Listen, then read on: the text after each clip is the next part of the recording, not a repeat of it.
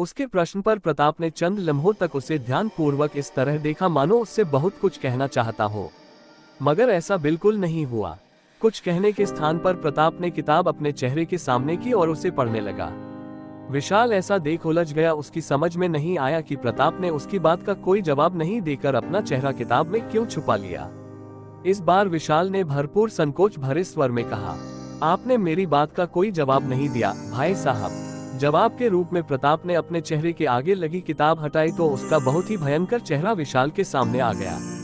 प्रताप का चेहरा इतना डरावना हो चला था कि यदि कोई मानव उस चेहरे को देखकर अपने प्राण भी गवा बैठता तो हैरानी की बात नहीं थी। उसका डरावना चेहरा देखते ही विशाल की आंखों में मानो दुनिया भर का खौफ सिमट आया था। उसके चेहरे पर हवाएं उड़ने लगी थी। विशाल की दोनों हथेलियां बर्फ से इस तरह सक गई थी मानो उनके सहारे से वह उठकर खड़ा होना चाहता हो। उसकी पीठ पिछले भाग से सक गई थी। हद ये थी उसके खौफजदा रह जाने की कि वह सांस लेने में भी डर रहा था, या फिर यह कहा जाए कि सांसें खुद ही बाहर आते हुए भयभीत थी। यहाँ तक कि उसकी आवाज भी नहीं निकल पा रही थी। विशाल जान गया था कि उसके सामने मौजूद प्रताप कोई मनुष्य नहीं बल्कि एक भूत है।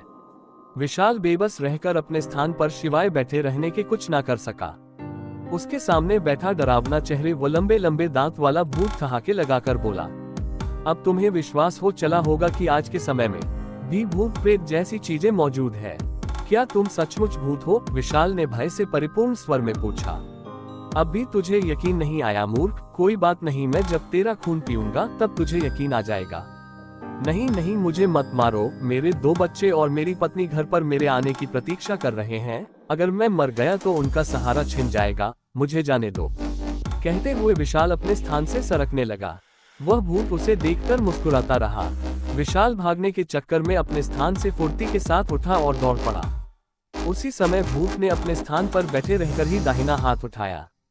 उसका हाथ लंबा हो गया। वहीं बैठे रहकर उसने भाग रहे विशाल की गर्दन पकड़ ली और उसे अपनी तरफ घसीट लिया। विशाल चिल्लाया, बचाओ बचाओ। उसकी पुकार सुन रेल में सवार सभी यात्री उसके पास चले आए। विशाल ने देखा कि उसके पास आए सभी यात्रियों के चेहरे भी बहुत डरावने हो चले हैं। अब उसे यह समझने में ज्यादा वक्त न लगाकर ट्रेन में सवार सभी यात्री भूत हैं। पूरी रेलगाड़ी भूतों से भरी थी। आहिस्ता आहिस्ता विशाल को चारों ओर से भूतों ने घेर लिया। इस चक्रव्यूह में फंसने के बाद विशाल का हार्ट अटैक हो गया।